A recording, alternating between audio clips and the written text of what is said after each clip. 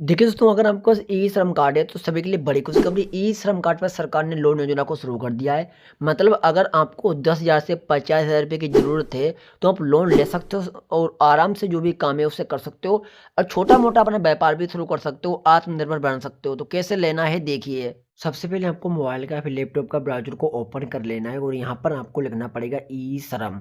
और उसके बाद देखिए यहाँ पे जो फर्स्ट ऑप्शन आ रहा है ई श्रम का, इस पर आपको करना पड़ेगा क्लिक। अब यहाँ पे देखिए एक नीचे ऑप्शन मिल जाएगा गो टू मेन पेज का ऑप्शन, यहाँ पे क्लिक करना पड़ेगा।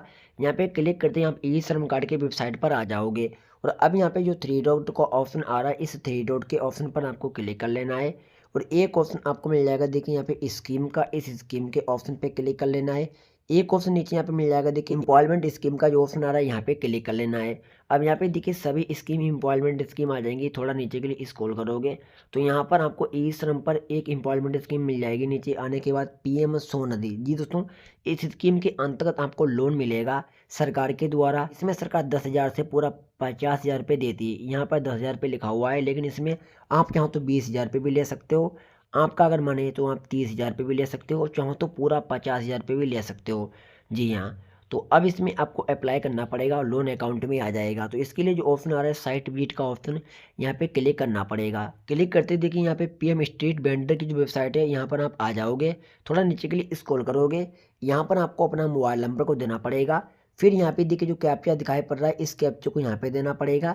फिर रिक्वेस्ट ओटीपी का जो ऑप्शन आ रहा है, इस पर आपको क्लिक करना पड़ेगा। उसके बाद आपके नंबर पर एक ओटीपी को सेंड किया जाएगा। ओटीपी यहाँ पर आपको डाल लेना है। फिर वेरीफाई ओटीपी का जो ऑप्शन आ रहा है, वेरीफाई ओटीपी के ऑप्शन पे क्लिक करना है। अब आपके सामने देखिए इसमें पूरा फॉर्म खुल के आ जाएगा। जी हाँ, देखिए यहाँ पर फर्स्ट स्टेप आपका कंप्लीट हो जाएगा। जी हाँ।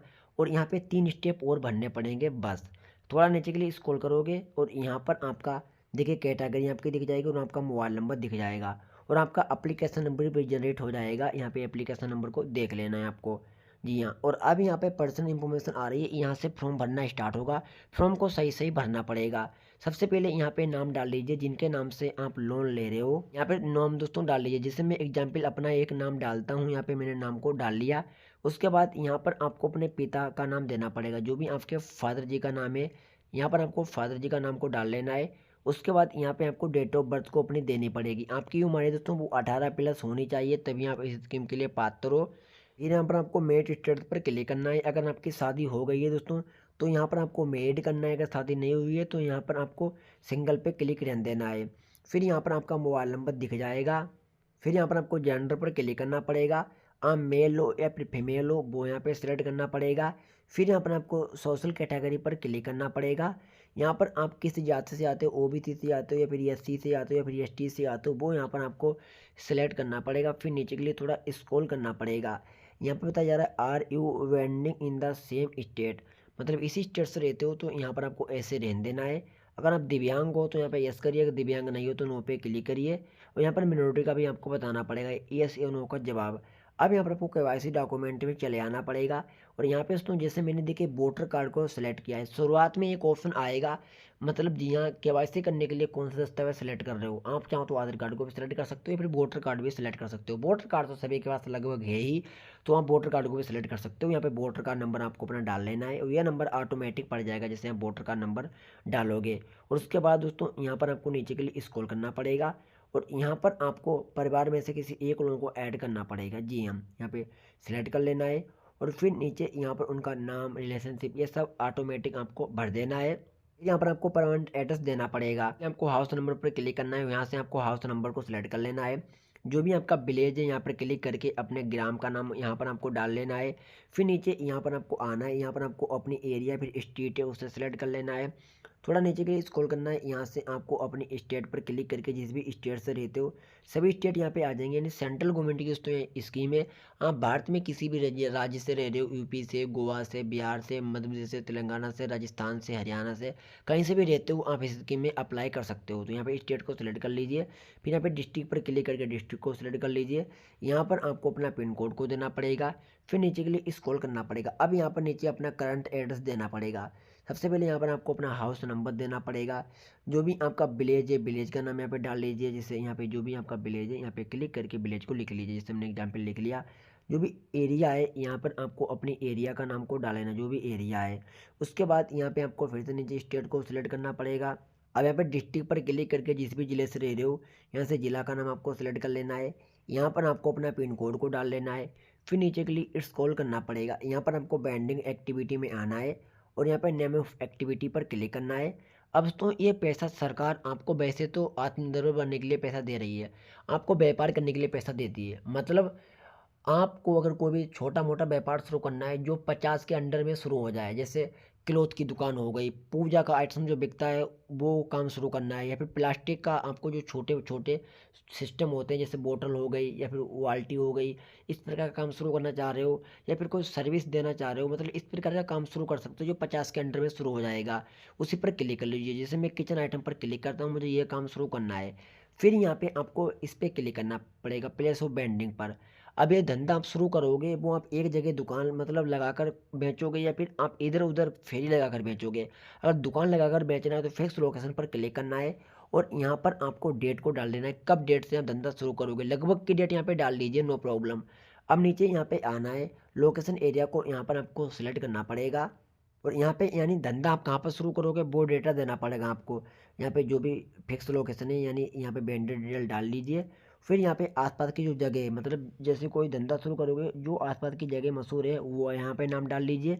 यहाँ पर आपको आपको अपनी स्टेट का नाम दिख जाएगा और उसके बाद यहाँ पे आपको डिस्ट्रिक्ट का नाम को सिलेक्ट कर लेना पड़ेगा। यहाँ पर आपको यूएलबी का नाम भी सिलेक्ट करना पड़ेगा। ये वहाँ का डिटेल देना है जहाँ पर आप धंधा यानी अपनी दुकान लगाकर सामान को सेल करोगे, यानी आप जहाँ पर सर्विस का काम करोगे बिजनेस करोगे वो डिटेल देना है आपको। यहाँ पर आपको अपने एड से डिटेल नहीं देना है, धंधे की डिटेल देना है। उसके बाद यहाँ पर विलेज नेम देना है वही, और यहाँ पे पिन कोड को डाल लेना है। फिर नीचे यहाँ पे आ जाना है। अब यहाँ पर आपके फैमिली इनकम कितनी है वो यहाँ पर आपको बताना पड़ेगा। अब नीचे के लिए स्क्रॉल करना पड़ेगा। अब यहाँ पर आपको नेम ऑफ बैंक पर क्लिक करना है, यानी किस बैंक में आपको पैसा लेना, जो भी आपकी बैंक के सभी बैंकें तो यहाँ पर आ जाएंगी। यहाँ से आपको अपनी बैंक का नाम को सिलेक्ट कर लीजिए। जिससे मैं यहाँ पर बैंक को अपनी सिलेक्ट करता हूँ। जैसे मैंने यहाँ पे दोस्तों बैंक का नाम को सिलेक्ट कर लिया है। अब यहाँ पर आपको दोस्तों अपना आईएफएससी कोड को देना पड़ेगा। जो भी दोस्तों आपका आईएफएससी कोड है, आईएफएससी कोड को यहाँ पे डाल लीजिए। आईएफएससी कोड दोस्तों डालते ही नीचे यहाँ पर आपकी ब्रांच नेम भी आ जाएगी। उसके बाद दोस्तों यहाँ पर आपको अपना अकाउंट नंबर को देना पड़ेगा। जो भी आपका अकाउंट नंबर है अकाउंट नंबर को डाल लीजिए। उसके बाद थोड़ा नीचे के लिए स्क्रॉल करना पड़ेगा। यहाँ पर आपका डिजिटल पेमेंट यहाँ पर आपको क्लिक करना है। डिजिटल पेमेंट यहाँ पे आप कितने रखोगे, एक या दो, तो एक पे क्लिक करिए पहले। और यहाँ पे जो ऑप्शन आ रहा है पेमेंट का ऑप्शन यहाँ पे क्लिक करिए। आप अमेजोन पे चलाओगे या फिर भारत पे चलाओगे या फिर यहाँ पे फ़ोन पे चलाओगे। जिससे मैं यहाँ पे फ़ोन पे क्लिक करता हूँ क्योंकि फ़ोन पे लगभग सभी लोग यूज करते हैं। और यहाँ पे आपको अपनी यूपीआई आईडी को दे देना है जो भी फ़ोन पे की है। और उसके बाद थोड़ा नीचे के लिए स्क्रॉल करना पड़ेगा और यहाँ पे आ जाना है। दोस्तों आपको लोन कितना लेना है, देखिए यहाँ पर आपको जितना भी लोन लेना है तो यहाँ पे आपको डाल देना है। जितना भी आप लोन लोगे 10,000 20,000 50,000 जो भी लेना है यहाँ पे डाल लीजिए दोस्तों। और उसके बाद थोड़ा नीचे के लिए स्क्रॉल करना पड़ेगा। अब देखिए इसमें सरकार 10,000 रुपये भी देती है। जैसे अगर आप 10,000 रुपये लोन लोगे तो इसमें आपको 12 मंथ तक ये पैसा जमा करना पड़ेगा। जी हाँ। और अगर आप 25,000 रुपये लोन लोगे तो 18 मंथ तक ये देना पड़ेगा। और अगर आप 50,000 रुपये लोन लोगे तो यहाँ पे 36 मंथ में देना पड़ेगा। इसमें तो 7 से 8% इंटरेस्ट भी लगता है। इंटरेस्ट के साथ वापस पैसा करना पड़ेगा, किस्त के तौर पर पैसा वापस करना पड़ेगा। अब आप चाहो तो मतलब ईएमआई भी जमा कर सकते हो और आपका माने तो आप एक साथ भी पैसा जमा कर सकते हो, लेकिन आपको देना पड़ेगा इतने ईयर के अंदर। अवधि वगैरह को चेक कर लेना है। अब आपको ऊपर डिपेंड है आपको लोन कितना लेना है। जी हाँ, तो उतना आप टाइप कर लीजिए। फिर नीचे यहाँ पे आ जाना है। फिर यहाँ पे लोन पर्पस में चले आना है। अब दोस्तों यहाँ पे लोन मतलब किसके लिए ले रहे हो, वर्किंग के लिए कोई काम है या फिर बिजनेस के लिए। जैसे मुझे तो बिजनेस करना है तो मैंने बिजनेस पे क्लिक कर लिया। अगर कोई आपको परचेज ऑफ असेसरेट ये वाला काम है तो यहाँ पे क्लिक करिए। जैसे मैंने बिजनेस पे ही क्लिक कर दिया। उसके बाद थोड़ा नीचे के लिए स्क्रॉल करना पड़ेगा। अब यहाँ पे रेफरेंस डिटेल्स देनी पड़ेगी। एक बार फिर से यहाँ पर आपको अपनी डिटेल देनी पड़ेगी। यहाँ पर आपको अपना नाम देना पड़ेगा, जो भी आपका नाम है यहाँ पे नाम डाल लीजिए। फिर यहाँ पर आपको अपना मोबाइल नंबर को डाल लीजिए। फिर नीचे के लिए स्क्रॉल करना है, यहाँ पर पूरा एड्रेस को डाल लीजिए। और यहाँ पे आपको रिलेशनशिप पर क्लिक करना पड़ेगा और यहाँ से एक लोगों की डिटेल देनी पड़ेगी। आप किसी की भी दे सकते हो, अपने फ्रेंड की दे सकते हो, अपने परिवार में से किसी की दे सकते हो। जैसे मैं रिलेटिव पर क्लिक करता हूँ। अब जिनकी भी डिटेल देना है यहाँ पे उनका नाम डाल लीजिए, उनका यहाँ पे मोबाइल नंबर को डाल लीजिए। जी हाँ, आप किसी भी दे सकते हो, अपनी माता की, अपने पिताजी की या फिर अपने किसी भी दोस्त की।